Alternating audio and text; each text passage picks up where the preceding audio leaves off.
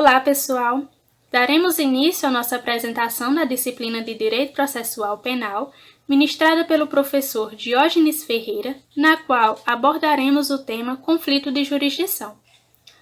Antes de iniciarmos a nossa explanação, é importante pontuar que todas as informações trazidas no decorrer desse vídeo foram extraídas da obra de Norberto Avena. Bom, eu irei falar um pouco sobre as considerações gerais do conflito de jurisdição.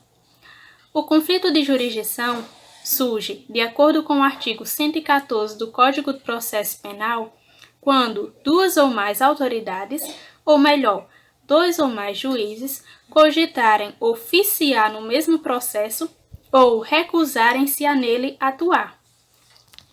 Dessa forma, o conflito de jurisdição será positivo ou negativo. O conflito de jurisdição positivo ocorre quando dois ou mais juízes declaram ser competentes para atuar em determinado processo. E o conflito de jurisdição negativo ocorre quando dois ou mais juízes afirmam ser incompetentes para atuar em determinado caso. Bem simples, né, pessoal? Mas seguimos.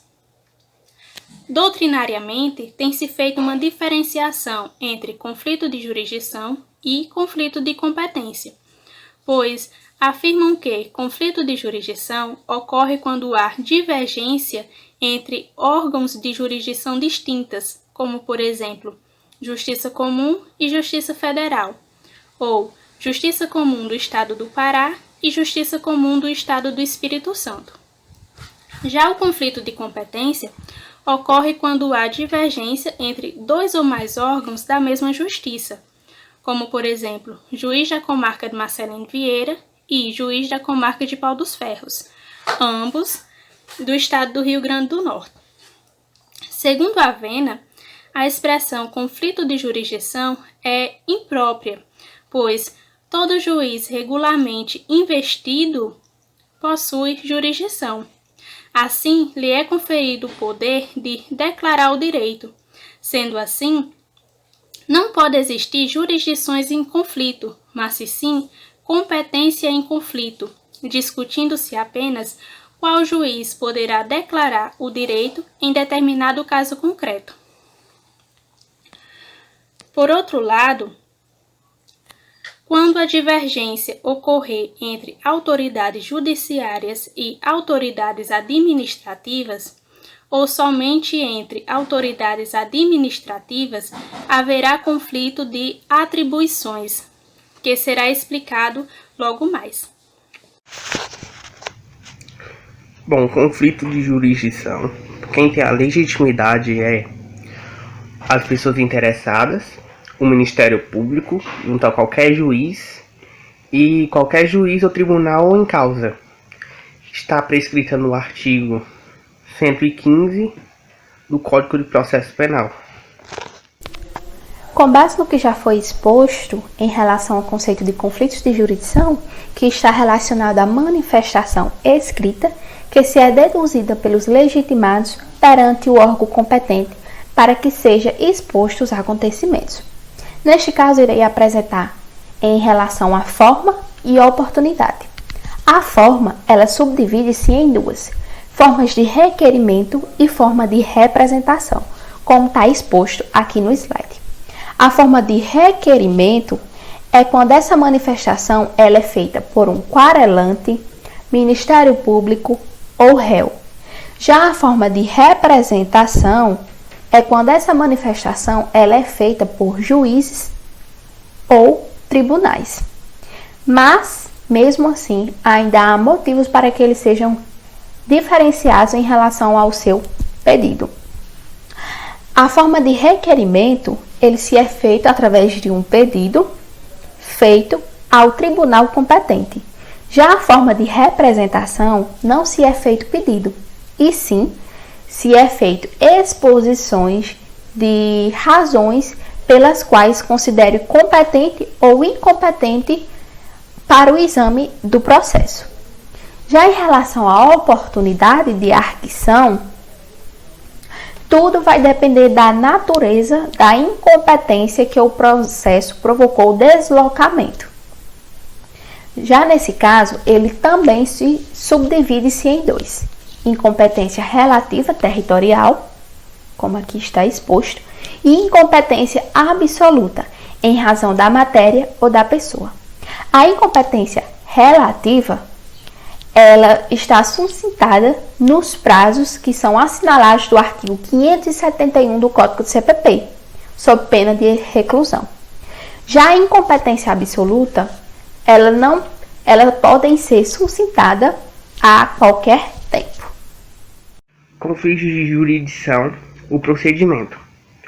O procedimento está prescrito no artigo 116 do Código do Processo Penal, aonde a arguição será feita por representação dos juízes em conflito ou requerimento das partes, sendo possibilitada ao conflito negativo a suscitação nos próprios autos.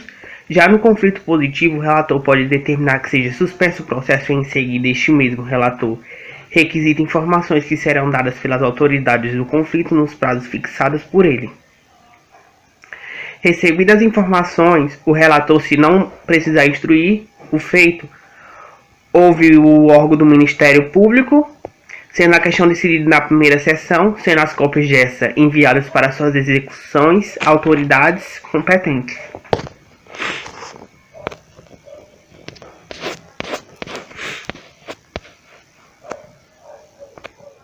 Continuidade aqui ao nosso trabalho exposto sobre o conflito de jurisdição.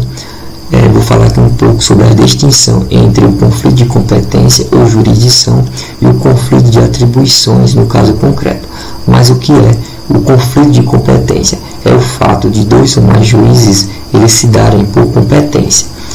Temos aqui dois tipos: o conflito positivo, que são vários juízes que declaram sua competência, e o conflito negativo é quando vários juízes eles declaram a sua incompetência para o julgamento da mesma causa ou mais de uma causa. O artigo 66 do Código Penal fala muito bem sobre os conflitos de competência, em seus incisos 1, 2 e 3. Mas já o conflito de atribuições, ele se caracteriza-se pela divergência entre dois ou mais órgãos de execução do Ministério Público, que fundamentalmente eles entendem possuir atribuições para agir em determinado ato. Um conflito positivo ou delas declina para o conflito negativo. Então aqui ele se refere-se ao momento em que deixa de existir um conflito de atribuições para seguir um conflito de competência ou de jurisdição, ou vice-versa. E o STF também fala que se o juiz de comarcas situadas em Estados-membros diversos, acolhendo manifestações dos respectivos membros do Ministério Público, eles decidem no sentido da incompetência dos seus juízes, o que configuraria um conflito de jurisdição e não de atribuições entre órgãos do Ministério Público e de estados diferentes.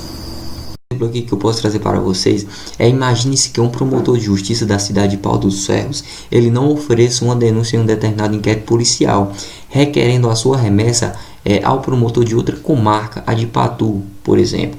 Sendo assim, essa manifestação acolhida pelo juiz considera-se, neste caso, que o juiz a quem foram encaminhados os autos, no caso aqui será o de Patu, ele também acolhendo as manifestações do Ministério Público a que lá oficia, ele vem a entender ele não ser competente para o feito. Então, compreendendo-se assim, que tal ela deveria ocorrer junto ao fórum a que inicialmente ela foi distribuído o procedimento investigatório, que seria aqui no caso o de Pau dos Ferros.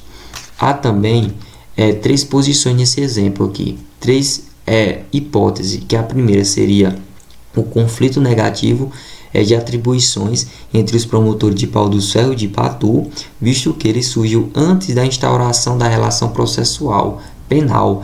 Assim, os defensores dessa linha de pensamentos, o simples fato de o juiz, no âmbito do inquérito policial, ele enviar os respectivos autos ao requerimento do Ministério Público para outro órgão judicial, ele não implica negar a sua competência, consubstanciando esse encaminhamento em um simples despacho de mero expediente, tanto que o artigo 109 do Código de Processo Penal, ele permite que o juiz ele declare a sua incompetência em qualquer fase do processo.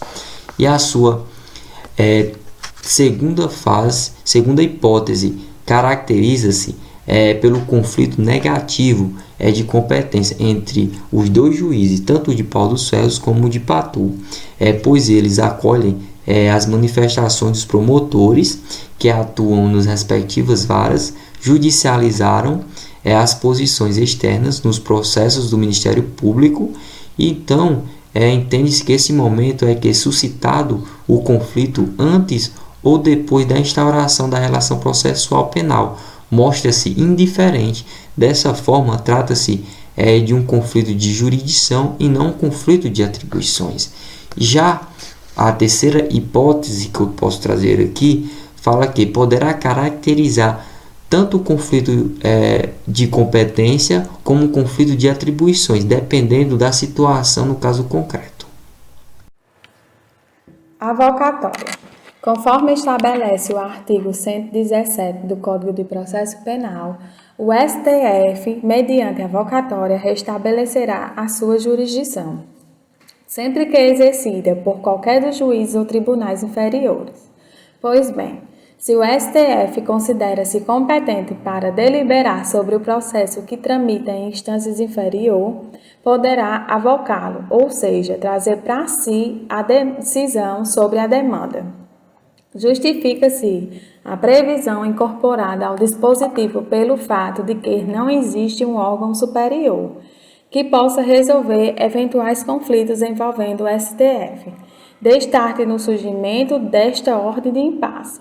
Limita-se ao petróleo, excesso a avocá-lo o processo de julgamento da causa. Como a avocatória era prevista na Carta Política anterior e não mais está presente na atual Constituição, há quem entenda que tal instituto teria sido extinto. Nesse aspecto, compartilhamos do entendimento contrário. Vale dizer, no sentido de que persiste em vigor a avocatória, não restando prejudicada pela omissão do texto constitucional atual. Eis que, quando prevista no artigo 119, inciso 1 da antiga Carta, possua outra conotação, não sendo restrita à matéria de competência, tal como hoje é. Cabe ressaltar também que há forte entendimento no sentido de que a faculdade de avocar, além do STF, estende-se igualmente ao STJ, em relação a processos de suas competências originárias. Oi, gente, eu vou falar um pouco sobre conflitos de jurisdição, certo? Está conforme os artigos 113 e seguinte do Código de Processo Penal. Eu gostaria de começar falando com relação ao conceito de jurisdição e de competência. Competência é o modo de distribuição da jurisdição. A jurisdição ela é una, ou seja, ela é única.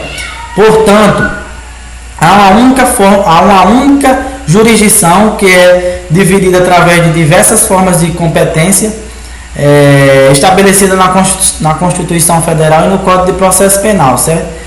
Eu vou falar um pouco aqui com relação aos artigos 113 e seguinte do Código de Processo Penal e vou falando e conversando um pouco com vocês. O artigo 113 do Código de Processo Penal diz que as questões atinentes à competência resolve-se-ão não só pela exceção própria, como também pelo conflito positivo ou negativo da jurisdição. No artigo 114 eu vou estar explicando mais um pouco o que é esse conflito positivo e esse conflito negativo da jurisdição, certo? O artigo 114 ele diz que haverá conflito de jurisdição quando, inciso 1, quando duas ou mais autoridades judiciárias se consideram competentes ou incompetentes para conhecer do mesmo fato criminoso. O conflito positivo está na primeira parte, quando ela diz que quando duas ou mais autoridades judiciárias se consideram competentes, isso é um conflito positivo. O conflito negativo é quando ele diz que duas ou mais autoridades judiciárias se consideram incompetentes para conhecer do mesmo fato criminoso, certo? Ainda no artigo 114, inciso 2, diz que haverá conflito de jurisdição quando entre elas surgirem controvérsias sobre unidade de juízo, junção ou separação do processo.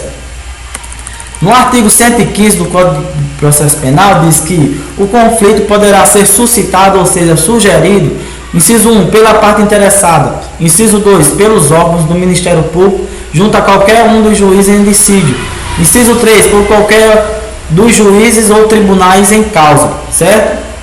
Prazer. Dando continuidade aos conflitos de jurisdição, o artigo 116 do CPP, ao tratar do conflito de jurisdição, refere-se apenas ao tribunal competente para julgá-lo sem estabelecer regras expressas sobre a forma de definição dessa competência. Assim, dessa maneira, tal normatização deverá ser buscada nas Constituição Federal, estaduais, nas leis processuais, nas leis de organização judiciária e nos regimentos internos de cada tribunal. Situação semelhante ocorre em relação aos conflitos de atribuições. No seu parágrafo 1º, artigo 116 do CPP diz: quando negativo o conflito, os juízes e tribunais poderão solicitá-lo nos próprios autos do processo. Segundo, distribuí-lo o efeito, sem conflito for positivo, o relator poderá determinar imediatamente que se suspenda o andamento do processo. Terceiro, expedida ou não a ordem de suspensão, o relator requisitará informações às autoridades em conflito, remetendo-lhe cópia do requerimento ou representação. As informações serão prestadas no prazo marcado pelo relator. Parágrafo 4. Parágrafo 5º diz: recebidas informações depois ouvido o Procurador-Geral, o conflito será decidido na primeira sessão, salvo suas instruções de efeito, dependendo da diligência. Proferida a decisão, as cópias necessárias serão remetidas para sua execução às autoridades contra as quais tiver sido levantado o conflito, o que houver suscitado.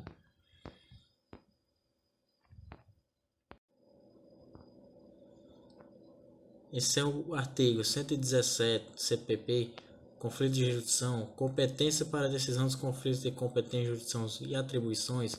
Artigo 117. O Supremo Tribunal Federal, mediante avocatório, estabelecerá a sua jurisdição, sempre que exercida por qualquer juiz ou tribunais inferiores.